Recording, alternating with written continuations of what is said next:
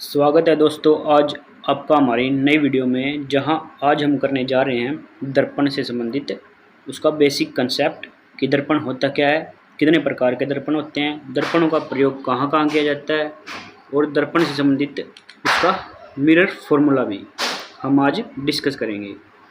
ये जो क्लास है बहुत ही महत्वपूर्ण क्लास है।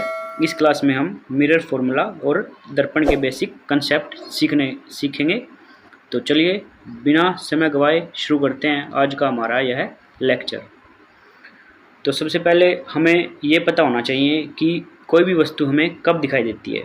तो कोई भी वस्तु हमें तब दिखाई देगी जब उसके ऊपर प्रकाश गिरने के बाद रिफ्लेक्ट होगा और रिफ्लेक्ट होने के बाद वह हमारी आँखों में आएगा तो हमें वह वस्तु दिखाई देगी। तो यही बेसिक कंसेप्ट शीशे में भी, दर्पण में भी प्रयोग किया जाता है। इसके बाद आता है कि दर्पण होता क्या है। तो दर्पण एक चमकदार शीशा, यानी शीशा जो है वो आर पार हम कांच या शीशे के आर पार देख सकते हैं, लेकिन जब उस शीशे के ऊपर एक तरफ उसकी सतह पर पेंट कर दिया जाता है और दूसरी सतह पर ऐसे ही छोड़ दिया जाता है जिससे कि लाइट उसके अंदर आए और वह लाइट को वापस रिफ्लेक्ट कर दे, यानी कि परावर्तित कर दे, तो हमें किसी भी वस्तु का जिसके ऊपर से टकराकर वह किरणें जो हैं दर्पण में एंटर हुई हैं और वापस परावर्तित हुई हैं, तो वह वस्तु हमें दिखाई देती है। जो दर्पण में उसका सेम आकार बनता है उसी जैसा, उसको क्या कहते हैं, प्रतिबिंब कहते हैं। तो यहाँ पर डेफिनेशन आती है कि दर्पण होता क्या है। तो दर्पण एक वह चमकदार सतह होती है जो किसी वस्तु से टकराने वाली प्रकाश की किरणों को परावर्तित करती है, यानी कि एक वस्तु पर प्रकाश की किरणें गिरेंगी, गिरने के बाद दर्पण में एंटर होगी, दर्पण इसको वापस रिफ्लेक्ट करेगा और अपनी आंखों द्वारा इसको देखा जाएगा तो हमें वस्तु का प्रतिबिंब दिखाई देगा। तो यही जो था वह प्रतिबिंब था। और दर्पण क्या था, एक तरफ से जो पेंटेड शीशा है उसको ही पेंट किया हुआ है। पेंटेड मतलब एक तरह से उसके ऊपर कली चढ़ा दी गई है, एक परत चढ़ा दी गई है। जो परत चढ़ाई जाती है वह सिल्वर नाइट्रेट की परत चढ़ाई जाती है और इसके ऊपर दूसरा पेंट कर दिया जाता है ताकि सिल्वर नाइट्राइट समय के साथ उड़े ना। इसी को क्या कहा जाता है, दर्पण। तो चलिए आगे हम देखते हैं कि दर्पण कितने प्रकार के होते हैं, यानी कि टाइप्स ऑफ मिरर। तो सबसे पहले आता है जो हम डेली जीवन में, डेली जो रोज़मर्रा का जीवन है उसमें प्रयुक्त करते हैं, सिंपल मिरर यानी कि प्लेन मिरर। समतल दर्पण, समतल दर्पण जो हम दिनचर्या में अपने सुबह बालों को ठीक करना, अपने आप को संवारना, उसके सामने बैठकर, वही क्या है, समतल दर्पण का उदाहरण है। फिर आता है उत्तल दर्पण। उत्तल दर्पण एक ऐसा दर्पण होता है जिसके पीछे कली की जाती है और वो सिल्वर नाइट्रेट की परत चढ़ाई जाती है और यह आगे से उभरा हुआ होता है ऐसे। तो ये जो है वो उत्तल दर्पण है।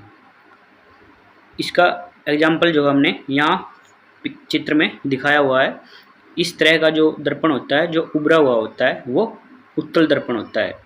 और इस प्रकार के दर्पण में जो प्रतिबिंब बनता है वो वस्तु के आकार से छोटा बनता है और इसका जो एरिया होता है ये बहुत ही लार्ज एंगल में एरिया को कवर करता है। जैसे ये उभरा हुआ है तो इतने एरिया को ये कवर करता चलेगा, यानी कि ये जो एरिया है ये कवर करेगा उत्तल दर्पण। इसके बाद अपने पास जो डेफिनेशन आती है वो आती है अवतल दर्पण की। तो अवतल दर्पण क्या है, यह उत्तल दर्पण का उल्टा है। उत्तल दर्पण में क्या था कि यह उभरा हुआ था और इसके यहाँ हमने पेंट किया था, जबकि अवतल दर्पण में क्या होगा, यह गहरा होगा। गहरा मतलब खाई या गुफा के आकार का, और यहाँ हमने इसको पेंट किया है।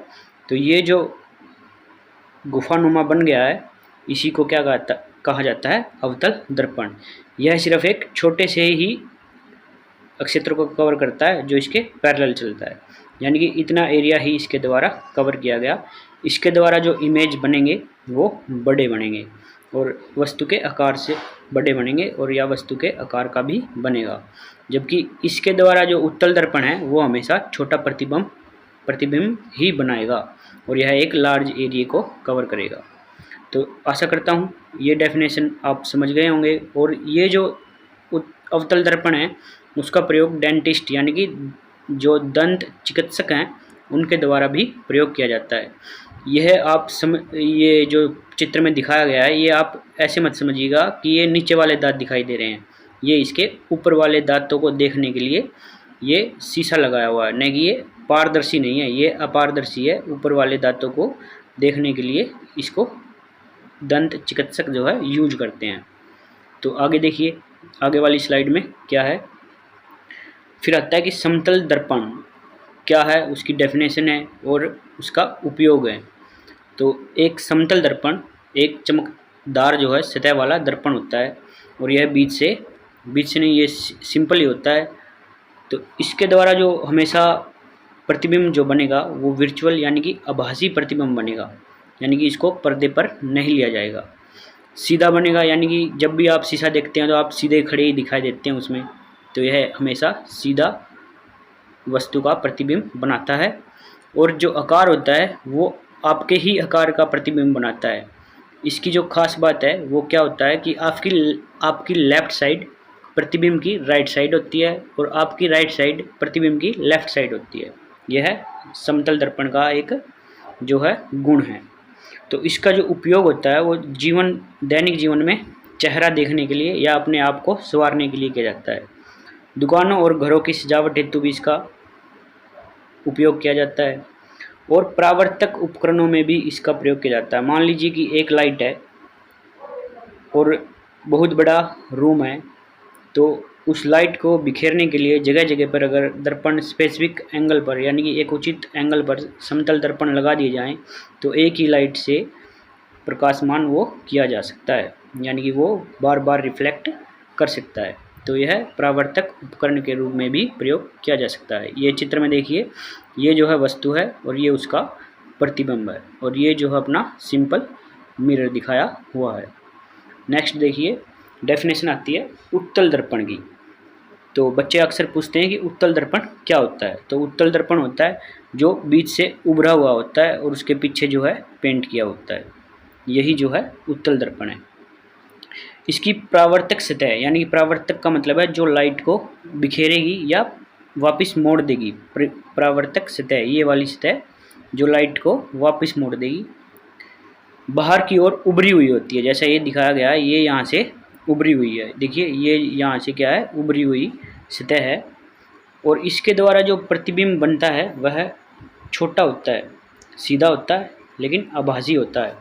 यानी कि ये भी कैसा प्रतिबिंब बनाएगा, आभासी प्रतिबिंब ही बनाएगा। इसका उपयोग कहाँ कहाँ किया जाता है, तो इसका उपयोग जो है वाहन के पीछे के दृश्य को देखने के लिए जो रियर व्यू मिरर होता है ये वाला, उसमें किया जाता है। यानी कि रियर व्यू मिरर में इसका प्रयोग किया जाता है।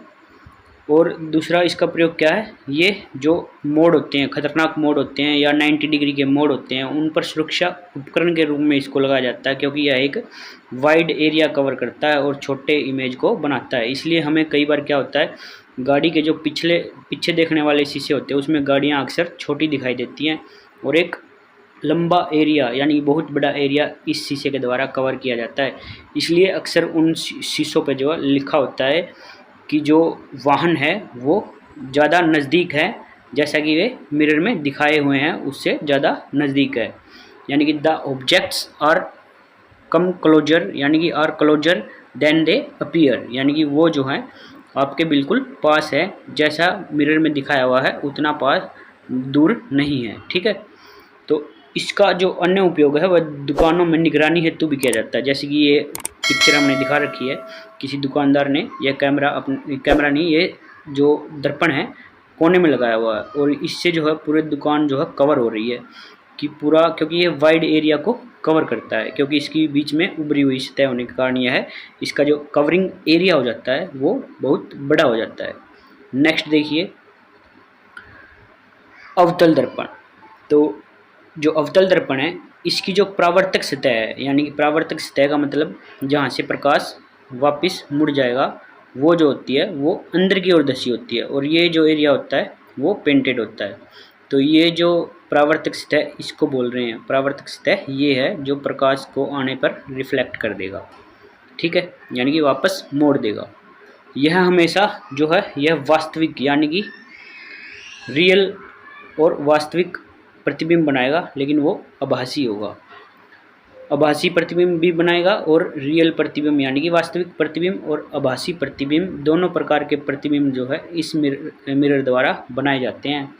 इसका जो उपयोग है वह दंत चिकित्सकों द्वारा मुंह को देखने के लिए, जैसे कि इस फोटो में दिखाया हुआ है, देखने के लिए किया जाता है। वाहन की हेडलाइट में किया जाता है, टॉर्च में किया जाता है, और ये जो है सोलर कुकर जो अब नया बन चुका है उसमें भी किया जाता है। ये जो है सौर बर्निंग मिरर है, किसी चीज़ को जलाने के लिए एक जगह प्रकाश को एकत्रित कर देता है। इसको क्या कहा जाता है? प्रकाश केंद्रित मिरर भी कहा जाता है, क्योंकि यह प्रकाश को एक जगह केंद्र कर देता है। और जो उत्तल दर्पण होता है वो प्रकाश को बिखेर देता है। जब भी इससे टकराएगा प्रकाश तो वह बिखर जाएगा, और जब अवतल दर्पण से टकराएगा तो वह एक बिंदु पर, जिस बिंदु पर ये एकत्रित होगा उसे फोकस कहा जाता है। ये हम आगे वाली जो है स्लाइड्स में पढ़ेंगे। अब प्रतिबिंब क्या होता है? वह चित्र जो दर्पण पर दिखाई देता है वही क्या है? प्रतिबिंब है, यानी कि ये वस्तु है और ये दर्पण के अंदर जो दिख रहा है वो उसका प्रतिबिंब है, यानी कि ये प्रतिबिंब का एग्जाम्पल है। फिर आता है केंद्र। केंद्र क्या है या सेंटर ऑफ कर्वेचर किसे कहा जाता है? अभी समझा देते हैं कि सेंटर ऑफ कर्वेचर है क्या। ये जो है अवतल दर्पण है और ये जो है उत्तल दर्पण है। अब ये जो अवतल और उत्तल दर्पण है पहले किसी खोखले गोले के भाग थे और इनको इतना इतना काट दिया गया। जो ये पार्ट बच गए इनको एक जगह से जब बाहर की तरफ से पेंट कर दिया तो ये बन गया अवतल, जब अंदर की तरफ से पेंट कर दिया तो ये बन गया उत्तल। तो जिस गोले के ये भाग थे उसका जो केंद्र था, जिस गोले के ये भाग थे, यानी कि ये जो पूरा गोला है ये वाला और ये वाला, इसके भाग थे और इसका जो सेंटर है, यानी कि ये जो सी दिख रहा है आपको दोनों में, ये जो सी है यही क्या है? सेंटर ऑफ कर्वेचर है। यानी कि सेंटर ऑफ कर्वेचर एक ऐसा बिंदु है जिसका ये दोनों लेंस पहले भाग थे, गोले का वह केंद्र जिसका ये दोनों लेंस पहले भाग थे वही क्या है? Centre of curvature. यानी कि ये जो सी दिख रहा है यही क्या है? सेंटर ऑफ कर्वेचर है। फिर आता है दर्पण की गोलाई की त्रिज्या, यानी कि जो गोलाई की त्रिज्या क्या होगी? वही होगा ये जो पॉइंट है इसको बोलते हैं पोल। इसको जो पी पॉइंट है इसको बोलते हैं पोल। इस पोल से इस सेंटर ऑफ कर्वेचर की दूरी यानी कि केंद्र की दूरी ही क्या कहलाती है? Radius of curvature. क्या कहलाती है? रेडियस ऑफ कर्वेचर, जैसा कि दोनों में दिखाया हुआ है। तो सेंटर ऑफ कर्वेचर क्या है? वह बिंदु जिसका मिरर पहले भाग था वही केंद्र क्या कहलाएगा? सेंटर ऑफ कर्वेचर कहलाएगा। और रेडियस ऑफ कर्वेचर क्या होगी? वह त्रिज्या, उस गोले की त्रिज्या जिसका वह दर्पण पहले भाग था वही क्या है? गोले की त्रिज्या है। फिर आता है पोल, यानी कि जो ध्रुव। तो ध्रुव क्या है? जो इस उत्तल दर्पण को और इस अवतल दर्पण को दो समान भागों में बांटे। यहाँ से देखो ये पी पॉइंट पे दो समान भागों में बट रहा है, यहाँ भी इस पी पॉइंट पे ये दो समान भागों में बट रहा है। इसी को क्या कह दिया गया है? पोल कह दिया गया है। यानी कि पोल एक ऐसा बिंदु है जो दर्पण को समान दो भागों में बांटता है। तो इसकी डेफिनेशन क्या है? दर्पण का मध्य बिंदु जो दर्पण को दो समान भागों में बांट देता है, उसी को क्या कहते हैं? ध्रुव कहते हैं। फिर नेक्स्ट देखिए क्या है? नेक्स्ट है मुख्य अक्ष या प्रिंसिपल एक्सिस। तो प्रिंसिपल एक्सिस क्या है? वह लाइन जो इस पोल से और इस सेंटर ऑफ कर्वेचर से सीधी गुजर जाएगी वही क्या है? प्रिंसिपल एक्सिस या मुख्य अक्ष कहा जाता है। तो ये इसमें देखिए उत्तल लेंस में ये है सेंटर ऑफ कर्वेचर और ये है पोल। ये जो लाइन सीधी गई है इसको क्या कह दिया गया है? Principal axis. तो वह लाइन जो सेंटर ऑफ कर्वेचर और पोल से सीधी गुजर जाती है उसे मुख्य अक्ष कहा जाता है। इसी तरह इसमें दोनों की डेफिनेशन सेम ही रहेगी कि सेंटर ऑफ कर्वेचर और पोल से गुजरने वाली रेखा को प्रिंसिपल एक्सिस या मुख्य अक्ष कहा जाता है। यानी कि एक्स वाई इसमें मुख्य अक्ष है और इसमें एक्स वाई मुख्य अक्ष है। नेक्स्ट देखिए फोकस, फिर आता है फोकस की फोकस क्या होता है। तो जो ये अवतल लेंस है इसमें अपने पहले देखा कि सेंटर ऑफ कर्वेचर, फिर देखा पोल, यानी कि सेंटर ऑफ कर्वेचर से लेकर पोल तक की दूरी रेडियस ऑफ कर्वेचर कहलाई है। इसी तरह इसमें अवतल दर्पण में सेंटर ऑफ कर्वेचर और पोल के बीच की दूरी को, यानी कि दोनों में ही, उत्तल में भी अवतल में भी, पोल और सेंटर के बीच का बिंदु क्या है, के बीच का बिंदु क्या कहलाएगा, फोकस कहलाएगा। यानी कि फोकस कहाँ है, यहाँ है, इसका फोकस कहाँ है, यहाँ है। तो पोल और सेंटर के बीच का बिंदु फोकस कहलाएगा। सेंटर ऑफ कर्वेचर और पोल के बीच का बिंदु क्या कहलाएगा, फोकस कहलाएगा। तो फोकस क्या है, मुख्य अक्ष या वह बिंदु जहाँ समांतर किरणें परावर्तन के बाद मिलती हैं। ये अलग से डेफिनेशन है, ये न्यूमेरिकली डेफिनेशन है जो मैंने आपको बताई है कि जो सेंटर ऑफ कर्वेचर है वो 2 गुना है फोकस का। एक तो ये पॉइंट, इससे भी आप इसकी डेफिनेशन दे सकते हैं। और एक जैसा कि इसने बताया है कि वह बिंदु जहाँ समांतर किरणें परावर्तन के बाद मिलती हैं, यानी कि मान के चलो इसके ऊपर कोई रे आती है, ऐसे टकराएगी, इसके ऊपर फिर से रे आएगी, टकराएगी, दोनों समांतर हैं, ठीक है। अब परावर्तन होने के बाद ये इसमें से पास हो जाएंगी, ये इसमें से पास हो जाएंगी। तो जहाँ ये मुख्य अक्ष पर मिली हैं उसी पॉइंट को क्या कह दिया गया है, फोकस। अब इसमें क्या होगा, ये तो जो अवतल लेंस था वो एक केंद्रित लेंस था, यानी कि इसने जो है लाइट को एक जगह केंद्रित कर दिया। लेकिन ये तो बिखेरता है, दूसरा लेंस जो उत्तल लेंस है ये लाइट को बिखेरता है। तो इसमें कैसे यहाँ मिलेंगी, तो देखते हैं कैसे मिलेगी। मान के चलो एक रे यहाँ आती है और दूसरी रे इसकी इसी के पैरेलल जो है टकराती है इसके सिरे पर। तो अब क्या होगा, यहाँ से ये इस तरह चली जाएगी और ये इस तरह चली जाएगी। लेकिन हम ये जो उत्तल लेंस है कैसा प्रतिबिंब बनाता है, आभासी प्रतिबिंब बनाता है, इसलिए हम इसको पीछे की तरफ मिलाएंगे। पीछे की तरफ मिलाने से ये यहाँ पर मिलेंगी, तो ये क्या है, फोकस।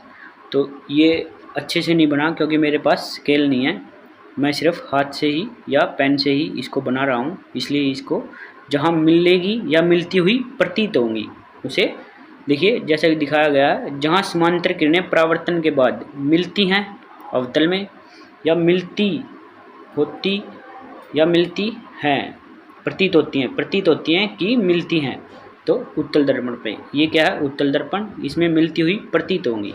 और ये क्या है, अवतल दर्पण, इसमें मिलेंगी, ठीक है। तो फोकस क्या है, जो रेडियस ऑफ कर्वेचर है उसका हाफ ही फोकस है, ठीक है। रेडियस ऑफ कर्वेचर क्या थी, ये थी, इसका हाफ फोकस था। फिर से देखिए, ये मिटा देता हूँ मैं ताकि आपको अच्छे से दिखाई दे। यहाँ से ये भी मिटा देते हैं ताकि अच्छे से आपको फोकस के बारे में पता चले। तो फोकस क्या है, जो ये रेडियस ऑफ कर्वेचर है उसका हाफ ही है फोकस। यहाँ रेडियस ऑफ कर्वेचर का हाफ जो है वो है फोकस। तो फोकस क्या है, रेडियस ऑफ कर्वेचर का हाफ, यानी कि आधा। फिर है फोकल लेंथ। तो यह जो है ध्रुव और फोकस के बीच की दूरी को ही क्या कह दिया गया है, फोकस दूरी। क्या कह दिया गया है, फोकल लेंथ या फोकस दूरी। तो पोल कहाँ है, पहले इसमें देखिए अवतल लेंस में पोल यहाँ है और फोकस कहाँ था, यहाँ था, यानी कि ये दूरी जो है वो फोकल लेंथ है। और यहाँ पोल यहाँ है और फोकस यहाँ है, तो ये क्या है, फोकल लेंथ है। तो ये दोनों ही क्या है, फोकल लेंथ या फोकस दूरी। मैं आशा करता हूँ कि आपको यह कंसेप्ट जो है अच्छा लग रहा होगा और आपको समझ आ रहा होगा। तो चलिए आगे चलते हैं। दर्पण की गोलाई की त्रिज्या और फोकल दूरी में, फोकल जो दूरी है में संबंध, यानी कि एफ और गोलाई की त्रिज्या यानी कि रेडियस ऑफ कर्वेचर आर और एफ में हम जो है देखेंगे संबंध क्या है। तो जो गोलाकार दर्पण है, जो गोलाकार दर्पण के दोनों भाग थे, फोकस दूरी f, जो फोकस दूरी है ये वाली फोकल लेंथ पोल से f तक की, और वक्रता त्रिज्या जो पोल से लेके c तक की वक्रता त्रिज्या जो हमने पहले डेफिनेशन पढ़ी है पिछली स्लाइड्स में, उसकी क्या होती है, जो फोकल लेंथ है वो रेडियस ऑफ कर्वेचर की आधी होती है। ये देखिए आधी होती है, यानी कि जो फोकल लेंथ है वो रेडियस ऑफ कर्वेचर की आधी होती है। या दूसरे शब्दों में कहें, ये 2 को इस साइड लेके जाएं तो 2 multiply by F is equal to R, यानी कि जो रेडियस ऑफ कर्वेचर है वो फोकल लेंथ के 2 गुना के बराबर है। यही आपको यहाँ दी हुई है डेफिनेशंस में।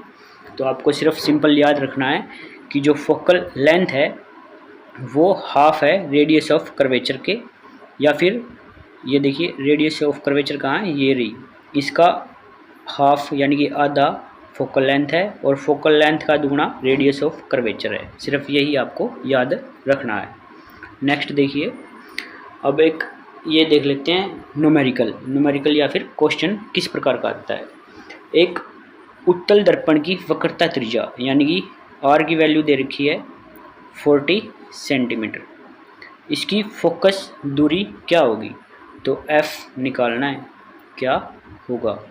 तो पिछली स्लाइड में हमने क्या देखा, जो f है वो r/2 है, तो हम फॉर्मूला लगा देंगे कि जो f है वो इक्वल है r/2 के, मतलब 40/2, ये क्या आ गया 20, तो ये 20 सेंटीमीटर जो है फोकल लेंथ हो जाएगी। तो इस तरह का 1 नंबर का क्वेश्चन अक्सर एग्जाम में पूछ लिया जाता है। कई बार क्या करेगा कि यहाँ वक्रता त्रिज्या की जगह फोकल लेंथ दे देगा, यानी कि f की वैल्यू दे देगा, रेडियस पूछ लेगा। अगर आपको यह फॉर्मूला याद है f is equal to r/2, तो आप दोनों में से एक की वैल्यू देने पर दूसरे की वैल्यू निकाल सकते हैं। नेक्स्ट देखिए, अब आता है कि प्रतिबिंब के प्रकार कितने प्रकार के होते हैं। तो प्रतिबिंब जो है वास्तविक प्रतिबिंब होता है और एक होता है आभासी प्रतिबिंब। जैसा कि हम पहले देखते आए हैं कि आभासी कहीं पढ़ रहे हैं, आभासी कहीं पढ़ रहे हैं, वास्तविक, तो ये होते क्या हैं। तो रियल इमेज जिसको वास्तविक प्रतिबिंब कहा जाता है, परावर्तित किरणें यानी कि परावर्तन के बाद जब किरणें दर्पण पर गिरेंगी और दर्पण से परावर्तित हो जाएंगी, परावर्तित किरणें वास्तव में मिलती हैं और पर्दे पर प्राप्त किया जा सकता है, उसे वास्तविक प्रतिबिंब कहते हैं।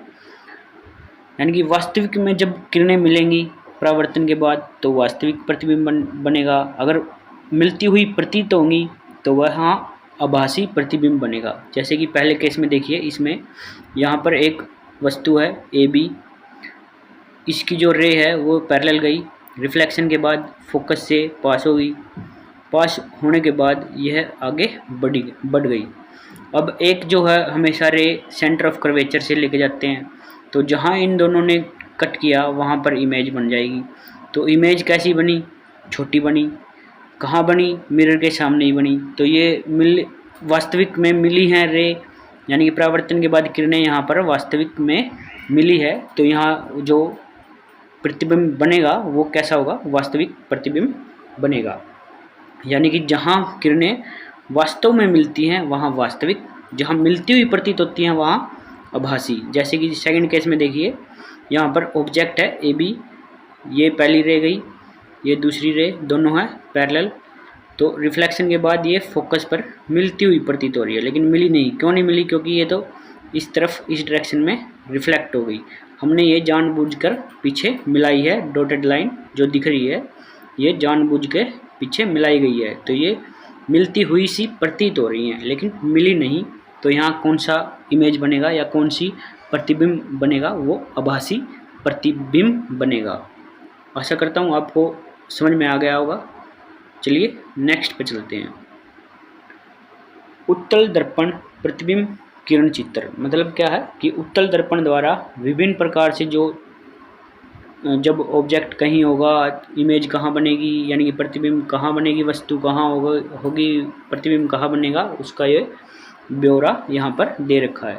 तो पहले देख लेते हैं कि वस्तु का स्थान है सी से परे। सी क्या है? Centre of curvature.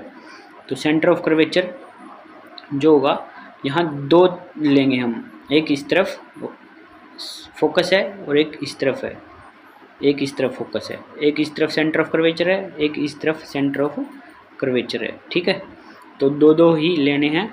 अब क्या कहता है कि वस्तु जो है सी से परे है, मतलब सी के उस साइड है। मान लीजिए ये यहाँ पर ये रहा वस्तु। अब वस्तु की एक सीधी लाइन यानी कि रे गई और रिफ्लेक्शन हो गया इस तरफ। अब एक लाइन जाएगी फोकस में डायरेक्ट और एक जाएगी सेंटर ऑफ कर्वेचर में। जहाँ ये तीनों लाइन मिलेगी वहीं क्या बनेगा? प्रतिबिंब। तो प्रतिबिंब यहाँ बन चुका है। तो ये प्रतिबिंब क्या है, कहाँ बना? ये बना पोल और फोकस के बीच। तो इसने यही दिया कि प्रतिबिंब का स्थान क्या होगा? पोल और फोकस के बीच बनेगा जब वस्तु सी से परे होगी। यानी कि वस्तु सी से परे है तब जो इमेज है वो कहाँ बना? वो बना पोल और फोकस के बीच में। नेक्स्ट देखिए, और कैसा बना? ये तो देखिए कि वहाँ प्रतिबिंब बना कैसा। प्रतिबिंब कैसा था? सीधा खड़ा है तो ये सीधा है। वस्तु इतनी बड़ी है लेकिन ये उससे छोटा है तो ये उससे छोटा है। मिरर के पीछे बना है तो आभासी, अगर मिरर के आगे बनेगा तो वास्तविक। ठीक है, ये याद रखिए कि जब भी प्रतिबिंब बनता है मिरर के पीछे तो वह आभासी बनेगा, जब भी वो मिरर के आगे बनेगा तो वह वास्तविक बनेगा। नेक्स्ट चल देखिए, जो उत्तल दर्पण है उसमें वस्तु वर्टेक्स से लेकर अनंत तक कहीं पर भी रख लीजिए, वो हमेशा वर्टेक्स और फोकस के बीच में ही बनेगा। जब आप फोकस पर रखोगे तब फोकस पे बनेगा। इसमें 2 ही 3 केस है लेकिन मैंने अलग अलग करके दिखा रखे हैं। जैसे कि यहाँ कहता है एफ और सी के बीच, एफ और सी, ये सी है ये एफ है, इनके बीच में ये वस्तु प्लेस कर दी गई है। तो अब एक रे डायरेक्ट जाती है, रिफ्लेक्ट हो जाती है, लेकिन इसको पीछे फोकस से पास करवाते हैं। एक रे सीधी फोकस में जाती है, एक ये रिफ्लेक्ट होने के बाद फोकस में जाती है। ठीक है, और एक सेंटर ऑफ कर्वेचर से सीधी लाइन खींच देंगे। जहाँ ये तीनों मिलेंगी वहाँ पर क्या बनेगी? वस्तु की प्रतिबिंब। तो प्रतिबिंब कैसा बना? प्रतिबिंब बनता है आभासी। क्यों आभासी क्यों है? क्योंकि ये पीछे बना है, मिरर के पीछे बनता है इसलिए यह आभासी है। सीधा खड़ा है और यह छोटा है। तो ये एफ और सी के बीच में जब वस्तु होगी तो जो इमेज है वो वर्टेक्स और एफ के बीच में बनेगा। वर्टेक्स क्या है? पोल, फोकस और पोल के बीच में। नेक्स्ट देखिए, अब जो वस्तु है वो एफ और पोल के बीच में है। एफ ये रहा, पोल ये रहा, इसके बीच में कहीं भी प्लेस कर सकता है ये वस्तु। फिर प्रतिबिंब कहाँ बनता है? फोकस और पोल के बीच में। तो फोकस कहाँ है? फोकस ये रहा, पोल ये रहा, इसके बीच में बनता है। तो कैसे बनता है? ये एक रे जाती है, टकराती है, ये डाइवर्ज कर देता है यानी कि उसको बिखेर देता है, लेकिन हम पीछे की तरफ इसको फोकस से मिलाएंगे। एक सीधी डायरेक्ट रेखा हम खींचेंगे सेंटर ऑफ कर्वेचर और एक जो है फोकस में। तो जहाँ सेंटर ऑफ कर्वेचर वाली और जो ये फोकस वाली है आपस में मिलेंगी वहीं क्या बनेगी? वस्तु। वस्तु कैसी बनी? छोटी वस्तु बनी, छोटा बना लेकिन सीधा बना और इसके पीछे बना तो यह आभासी हो जाएगा। नेक्स्ट देखिए, नेक्स्ट है जब वस्तु जो है एफ पर होगी। तो एफ पर होगी तब भी यह वर्टेक्स और एफ के बीच में ही बनेगा। पीछे बना है इसलिए इसको आभासी बोल दिया, सीधा खड़ा है इसको सीधा है, छोटा है क्योंकि वस्तु के आकार से छोटा है। ठीक है, आगे चलिए। जब वस्तु का स्थान सी पर है यानी कि ये सी पर वस्तु खड़ी है तो प्रतिबिंब कहाँ बनता है? फोकस और पोल के बीच। तो ये फोकस और पोल के बीच में बना हुआ है और बनने के बाद कैसा है? यह आभासी है, सीधा है और छोटा है। तो हमने देखा कि 5 टाइप देख लिए हमने इसके, लेकिन हर बार कैसी बना रहा है? आभासी, सीधा और छोटा। तो 1 नंबर के क्वेश्चन में आ सकता है कि जो उत्तल दर्पण है उसके द्वारा बनाया गया प्रतिबिंब कैसा होता है? तो वह आभासी होता है। क्या वह उल्टा होता है? नहीं, वह सीधा होता है। क्या वह बड़ा होता है? नहीं, वह छोटा होता है। तो इस तरह से आपको उलझा कर दे सकता है। मैं कोशिश करूँगा कि इसके ऊपर एक वीडियो लेके आऊँ क्वेश्चन आंसर के ऊपर, वो जल्द ही लेकर आएंगे। अब है अवतल दर्पण। अब क्या है अवतल दर्पण के ऊपर कि अवतल दर्पण का चित्र देखते हैं। सबसे पहले है कि जब वस्तु अनंत पर हो, यानी कि एट इन्फिनिटी, यानी अनंत पर वस्तु ए बी रखी हुई है, तब उसका प्रतिबिंब कहाँ बनता है? फोकस पर। तो कैसे बनता है देखिए, एक रे उसके सिर से सीधी जाती है, मिरर पर टकराती है और फोकस से पास हो जाती है। दूसरी उसकी पैरों से मिरर पर टकराएगी, फोकस पे पार हो जाएगी। एक सेंटर ऑफ कर्वेचर से लेकर जाएंगे, वो सीधी ही जाएगी और पोल से सीधी ही रिफ्लेक्ट हो जाएगी, यानी परावर्तित हो जाएगी। जहाँ ये रे मिलेंगी वहीं पे क्या बनेगा? हमारा प्रतिबिंब। तो प्रतिबिंब कैसा बना? मिरर के सामने बना, मिरर के सामने, तो इसलिए वह वास्तविक है। उल्टा बनेगा यहाँ पर और बिल्कुल ही छोटा बनेगा। तो इस जो अवतल दर्पण है वह जो है वास्तविक प्रतिबिंब बनाता है, उल्टा बनाता है, लेकिन वस्तु से छोटा बनाता है। आगे देखिए, जब वस्तु सी से परे हो, सी से परे, ये रहा सी, इससे परे यानी कि उससे कुछ दूरी परे, तब प्रतिबिंब कहाँ बनता है? सी और एफ के बीच। तो सी कहाँ? ये रहा। एफ कहाँ? ये रहा। तो इसके बीच में कहाँ बना हुआ है? ये बना हुआ है। हमारी ए बी एक वस्तु है और ए डैश बी डैश हमारा क्या है? प्रतिबिंब है। ये कैसा बना है? वास्तविक, लेकिन कैसा है? उल्टा है और छोटा है। तो कैसे बना ये? एक रे गई पैरेलल टू प्रिंसिपल एक्सिस, यानी कि मुख्य अक्ष के पैरेलल जो है एक रेखा जाती है, टकराने के बाद यह फोकस से पास हो जाती है। ये रहा फोकस, यहाँ से पार हो गई। एक सेंटर ऑफ कर्वेचर से जाएगी, सेंटर ऑफ कर्वेचर से जो भी रे जाएगी वह सीधी ही रिफ्लेक्ट होकर वापस सेंटर ऑफ कर्वेचर से ही गुजरेगी। और एक गई प्रिंसिपल एक्सिस, यानी कि मुख्य अक्ष के समांतर। तो मुख्य अक्ष के समांतर जाने से यह समांतर ही वापस आ गई, क्योंकि इसको फोकस से पास होना था, तो फोकस इसके पीछे ही है, इसलिए यह पीछे ही रिफ्लेक्ट होकर आ गई। तो जहाँ पर सेंटर ऑफ कर्वेचर वाली और फोकस वाली मिलेगी वहाँ पे क्या होगा? इमेज या प्रतिबिंब बनेगा। यह प्रतिबिंब कैसा बनेगा? वास्तविक, क्योंकि मिरर के सामने। उल्टा, क्योंकि उल्टा है, क्योंकि ये इस तरह तो था सीधा और इस तरह बना तो ये उल्टा हो गया, और यह छोटा बना है। ठीक है, आगे देखिए। अब है वस्तु का स्थान जो है सी पर रख दी गई है और प्रतिबिंब भी कहाँ बना है? सी पर ही बना है। और प्रतिबिंब कैसा बना है? वास्तविक, उल्टा और छोटा। तो देखिए, ये ए बी जो है अपनी वस्तु है, एक इसके सिर से गई, एक इसके पैर से गई। ये पैर वाली तो वापस ही आ जाएगी और ये फोकस से पास होगी। अब जो एक सेंटर ऑफ जो फोकस से ही पास कराएंगे, क्योंकि सेंटर ऑफ कर्वेचर पे तो ये खुद ही खड़ा है, तो एक ऐसे चली जाएगी। तो ये जो बना है ये क्या बना है? उसका प्रतिबिंब। तो प्रतिबिंब कैसा बना है? वस्तु के आकार के समान या उसके छोटा, तो उससे बना है छोटा। यहाँ पर वस्तु के आकार का ही बनेगा, यहाँ छोटा नहीं बनेगा, यहाँ सेम साइज का बनेगा। तो साइज क्या होगा? सेम होगा। ठीक है, आगे देखिए। अब जो है वस्तु का स्थान है सी और एफ के बीच, सी और एफ के बीच में है वस्तु। वस्तु कहाँ? ये रही। और प्रतिबिंब कहाँ बना है? सी से परे। तो कैसा बना है? बड़ा बना है प्रतिबिंब। प्रतिबिंब कैसा बना है? बड़ा प्रतिबिंब बना है। वास्तविक बना है क्योंकि शीशे के सामने बना है। उल्टा बना है क्योंकि ये नीचे की तरफ डायरेक्शन है इसकी। तो एक रे सीधी जाती है सेंटर ऑफ कर्वेचर से और वापस आ जाती है सेंटर ऑफ कर्वेचर पर ही। एक फोकस पर जाती है और एक इसके सिर से फोकस में। तो ये जो है जहाँ मिलेंगी वहाँ पर प्रतिबिंब बनता है। और यह प्रतिबिंब कैसा बनता है?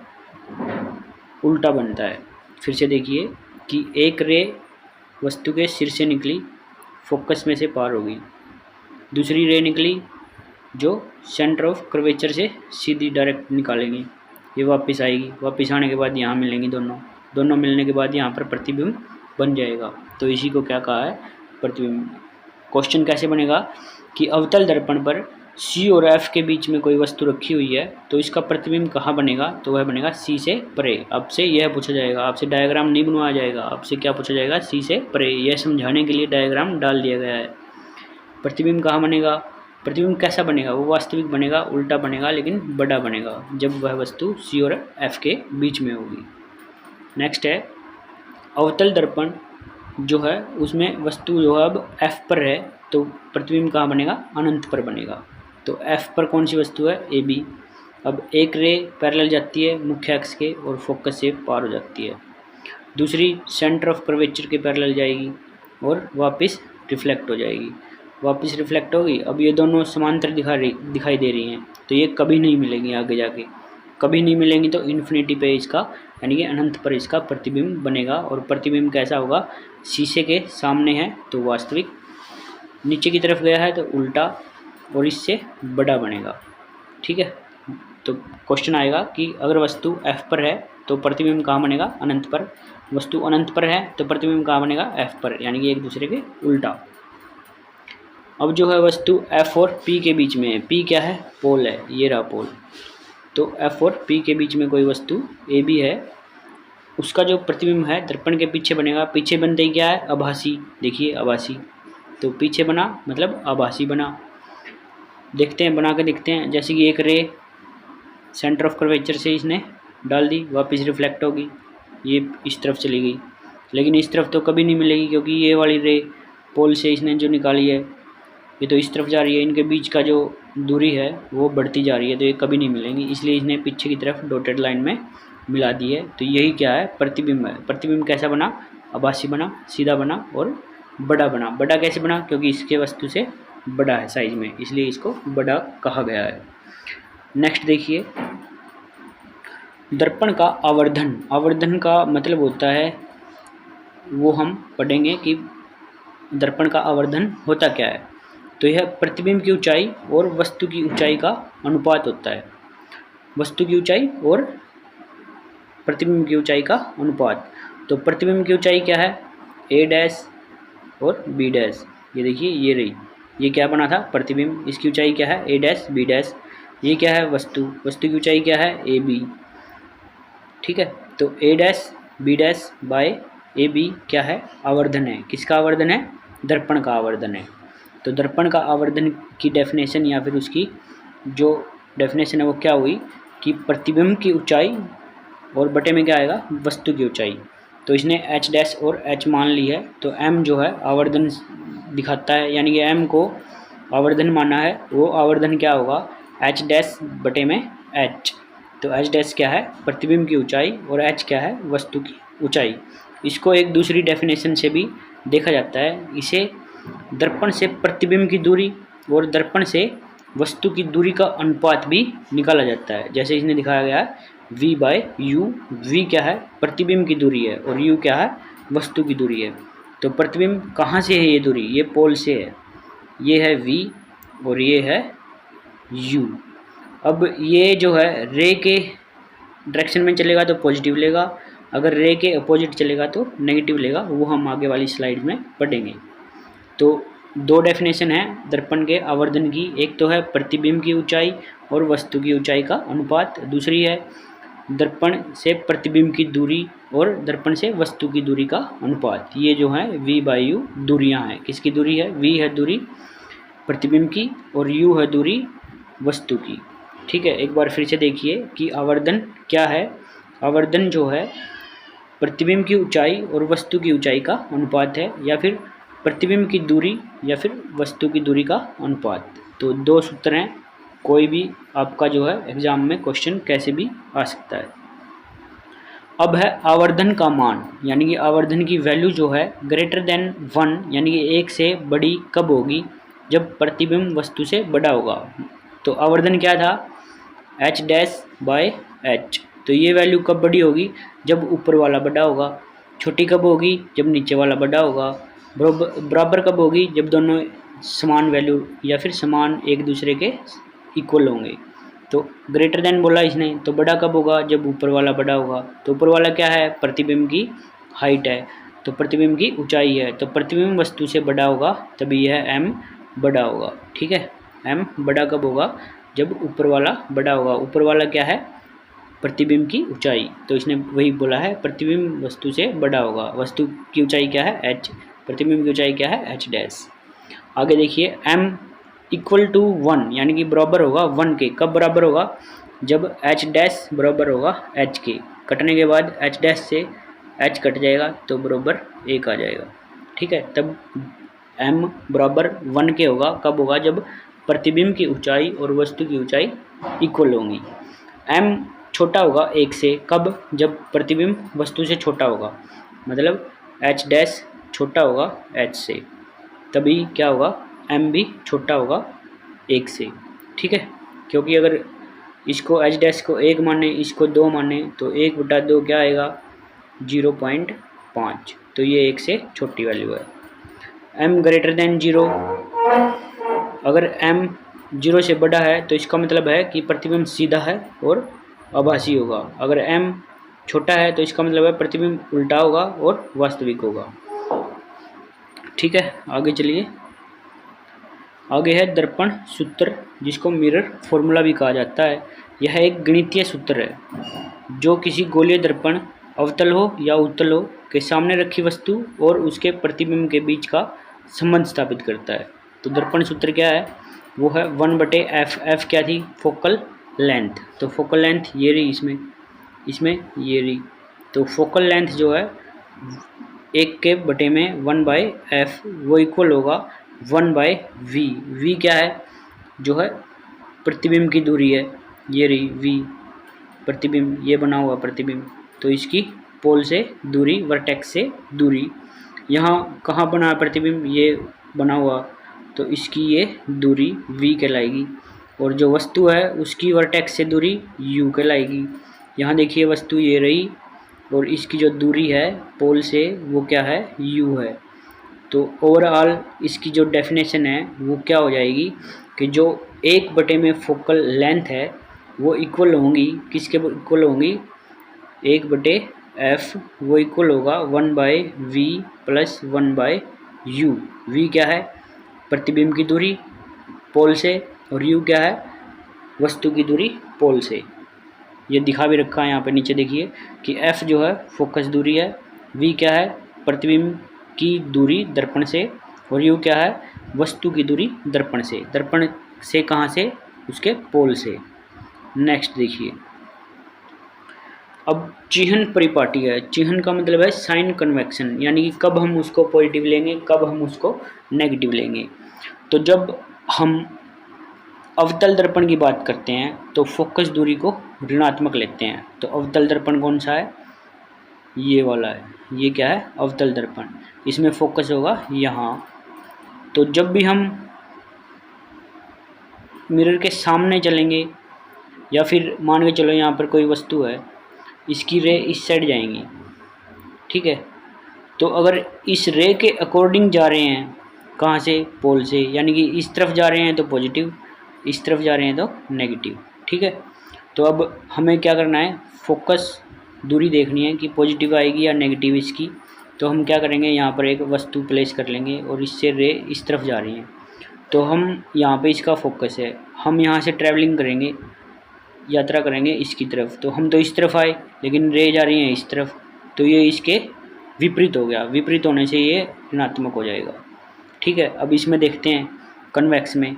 कन्वेक्स में फोकस यहाँ होगा और यहाँ पे इसकी वस्तु होगी, वस्तु की रे इस तरफ जाएंगी और हम इस पोल से इसी तरफ जा रहे हैं, तो सेम डायरेक्शन होगी, यानी कि एक ही दिशा होगी इन दोनों की, इसकी और इसकी। तो यहाँ पर ये धनात्मक हो गया। यानी कि जब भी हम जो किरण है, किरण यानी कि रे, उसकी ही दिशा में चलेंगे तो पॉजिटिव यानी कि धनात्मक लेंगे, और जब उसके विपरीत चलेंगे तो हम ऋणात्मक लेंगे। तो यहाँ पर हम विपरीत चल रहे थे इसलिए ऋणात्मक, और यहाँ पर इसके अकॉर्डिंग चल रहे थे इसलिए धनात्मक, ठीक है। आशा करता हूँ आपको ये समझ में आ गया होगा। अब एक बात और है कि अगर इमेज या वस्तु ऊपर है तो वो पॉजिटिव हाइट हो जाएगी, अगर नीचे है तो उसकी नेगेटिव हाइट हो जाएगी। ये भी आपको याद रखना है। जब हम रे की दिशा में जा रहे हैं, यानी कि प्रकाश की दिशा में गमन कर रहे हैं, तब हम लेना है पॉजिटिव, जब उसके विपरीत जा रहे हैं तो नेगेटिव। ये वही है चिह्न परिपाटी जो मैंने बताया है, वस्तु की दूरी। तो वस्तु कहाँ है? ये रही। तो वस्तु से रे इस तरफ जाएगी लेकिन हम ट्रैवल करेंगे इस तरफ, तो इसमें जो वस्तु की दूरी है वो क्या हो जाएगी? -u। और ये जो है प्रतिबिंब की दूरी है, ये जो प्रतिबिंब बना हुआ है यहाँ पर मान के चलिए v है, तो हम रे इस तरफ जा रही है तो हम भी इसी तरफ जा रहे हैं, तो ये जो v है वो प्लस हो जाएगा। ठीक है, यानी कि इस केस में उत्तल लेंस के केस में जो वस्तु की दूरी है वो माइनस है और जो प्रतिबिंब की दूरी है वो प्लस है। अब देखते हैं अवतल लेंस में। अवतल लेंस में क्या है कि वस्तु यहाँ प्लेस है, इसकी दूरी क्या होगी u, और प्रतिबिंब इन्फिनिटी पे बन रहा है, उसकी दूरी क्या होगी v। तो ये दोनों ही अपोजिट डायरेक्शन में है। क्यों? क्योंकि रे तो इस तरफ जा रही है लेकिन हम मेजर कर रहे हैं इस तरफ, तो यहाँ -u और -v, क्योंकि ये भी इसी तरफ मेजर कर रहे हैं। तो याद रखिए, जब भी हम प्रकाश की दिशा में जा रहे हैं तो प्लस लेंगे, जब प्रकाश की दिशा के विपरीत जा रहे हैं तो माइनस लेंगे। अब ये एक क्वेश्चन है कि मान लीजिए अवतल दर्पण है, उसकी फोकस दूरी जो है 10 है, यानी कि f की वैल्यू दे दी 10, और एक वस्तु दर्पण से 20 सेंटीमीटर दूर है, यानी कि u की वैल्यू दे दी 20। तो दर्पण सूत्र का उपयोग करके हम प्रतिबिंब की दूरी ज्ञात करनी है। तो हमें पता है कि 1/f is equal to 1/u plus 1/v, ये अपना फॉर्मूला है। लेकिन पहले हम ये देखेंगे कि प्लस होगा या माइनस होगा। ठीक है, तो वस्तु जो होता है हमेशा शीशे के सामने होता है। मान लीजिए अवतल दर्पण है, ये रहा इस तरह से, यहाँ बना वस्तु, तो वस्तु से रे इस तरफ जाएगी लेकिन हम मेजर कर रहे हैं इस तरफ। तो ये जो u दे रखा है इसने, ये हम नेगेटिव लेंगे। क्या लेंगे? नेगेटिव लेंगे। क्या लेंगे? नेगेटिव। तो 20 जो दे रखा है इसने वो हमारा क्या हो जाएगा? नेगेटिव हो जाएगा, जैसे कि यहाँ पे दिखाया गया है। तो 1/v plus 1/u is equal to 1/f। अब फोकल लेंथ भी इसकी यहाँ होगी तो वो भी हमारी नेगेटिव ही जाएगी, तो ये नेगेटिव हो गया। इसको सॉल्व करने के बाद आपके पास v की वैल्यू नेगेटिव आ जाएगी। तो ये भी नेगेटिव आई, मतलब यह जो फोटो बनेगी वो प्रतिबिंब बनेगी वो इसी साइड बनेगी और रे के अपोजिट बनेगी। ये दिखा रखी है 20 सेंटीमीटर। तो वस्तु की जो प्रतिबिंब की दूरी है वो क्या हो जाएगी? 20 सेंटीमीटर दूर हो जाएगी। मैं आशा करता हूँ कि आपको यह लेक्चर बहुत मददगार साबित हुआ होगा। अगर यह वीडियो आपको अच्छी लगी होगी तो आप इसको शेयर करना न भूलें, अपने दोस्तों के साथ शेयर करें, सब्सक्राइब करें और हमारी ऐसे ही आगे बढ़ने में मदद करें। धन्यवाद।